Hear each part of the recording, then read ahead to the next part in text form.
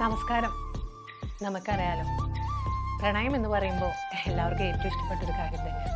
പ്രണയത്തിലാവുക എന്ന് പറഞ്ഞാൽ വളരെ ഈസി ആയിട്ടുള്ളൊരു കാര്യം.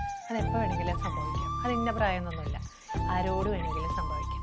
പക്ഷേ പ്രണയം നിലനിർത്തി കൊണ്ടുപോവുക എന്ന് പറഞ്ഞു കഴിഞ്ഞാൽ അത് അത്ര എളുപ്പമുള്ളൊരു കാര്യമൊന്നുമല്ല. കുറച്ച് ബുദ്ധിമുട്ട് തന്നെ വേണം. എന്തുകൊണ്ടാണ് അങ്ങനെ? കാരണം എന്താണെന്ന് വെച്ച് കഴിഞ്ഞാൽ, നമുക്ക് ഇഷ്ടങ്ങൾ മാറിക്കൊണ്ടിരിക്കുമ്പോൾ ഒരിഷ്ടത്തിൽ തന്നെ നിൽക്കുക എന്ന് പറഞ്ഞാൽ കുറച്ച് പ്രയാസമുള്ളൊരു കാര്യമാണ്. കാരണം നമ്മുടെ വ്യക്തിയുടെ പല ഗുണങ്ങളിലായിരിക്കും നമുക്ക് അട്രാക്റ്റ് ചെയ്യുന്നുണ്ടാവുക. അത് കുറഞ്ഞു പോകുമ്പോൾ തന്നെ നമ്മുടെ ഇഷ്ടങ്ങൾ കുറയുന്നതായിട്ട് കാണും. അവിടെ പ്രശ്നങ്ങളൊക്കെ തുടങ്ങുകയായി. പലപ്പോഴും ഇപ്പം നമുക്കറിയാലോ, ഇപ്പോൾ വാലൻറ്റൈൻസ് ഡേ വരാൻ പോവാണ്.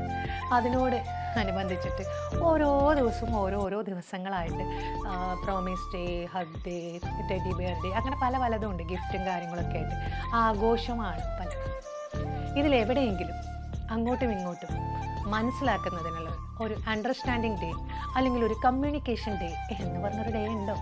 അതാണ് ആവശ്യം. കമ്മ്യൂണിക്കേഷൻ അത്യാവശ്യമാണ്. പരസ്പരം അങ്ങോട്ടും ഇങ്ങോട്ടും സംസാരിക്കുമ്പോഴല്ലേ എന്തൊക്കെയാണ് മനസ്സിലാക്കാൻ പറ്റുന്നത്.